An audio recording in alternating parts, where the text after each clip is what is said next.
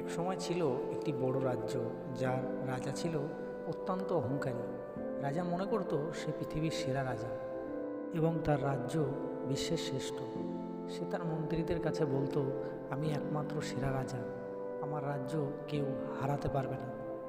রাজা এতটাই অহংকারী ছিল যে সে তার রাজ্যের সেনাবাহিনীকে তার মন্ত্রীদেরও অবহেলা করত। তার বিশ্বাস ছিল তার ক্ষমতা ও সম্পদ এতটাই যে সে কখনো হারতে পারবে না। রাজ্য শাসন করতে করতে রাজা একদিন মন্ত্রীদের বলল, আমার রাজ্য পৃথিবীর সবচেয়ে শক্তিশালী, আর আমার কোনো প্রতিদ্বন্দ্বী নেই। মন্ত্রীরা কিছুটা চিন্তা করেছিল, কিন্তু কেউ বলেনি। রাজা তাদের কথা শোনেনি। তার অহংকার এতটাই বেড়ে গিয়েছিল যে সে সবসময় নিজেকে সেরা বলে মনে করত।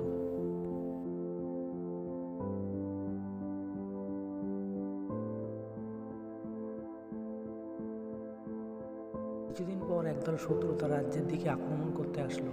তারা একটি পরিকল্পনা তৈরি করলো এবং এক রাতে রাজ্যের সীমান্তে আক্রমণ করলো। রাজা তার অহংকারের কারণে পরিস্থিতি বুঝতে ব্যর্থ হলো। সে ভাবল, এরা কিছুই করতে পারবে না, আমার সেনাবাহিনী অনেক শক্তিশালী। কিন্তু রাজা ভুল করেছিল। শত্রুরা তার রাজ্যকে ধীরে ধীরে আক্রমণ করে, তার সেনাবাহিনীকে পরাস্ত করে এবং রাজ্য দখল করতে শুরু করে। রাজা অবশেষে বুঝতে পারল তার অহংকার তার পতনের কারণ হয়ে দাঁড়িয়েছে। সে ভাবল, আমি কেন এত অহংকারী হয়ে গেছিলাম, কেন আমি অন্যদের পরামর্শ নিইনি, আমি এত শক্তিশালী হয়ে গিয়েও কিছু করতে পারলাম না।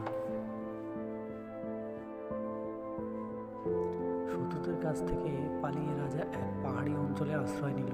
সেখানে এক বৃদ্ধ সাধু তাকে দেখতে পেলেন। রাজা তার কাছে গিয়ে বলল, হে সাধু, আমি ছিলাম অহংকারী ভরা, এখন আমার রাজ্য হারিয়েছি, আমি জানি না কি করতে হবে।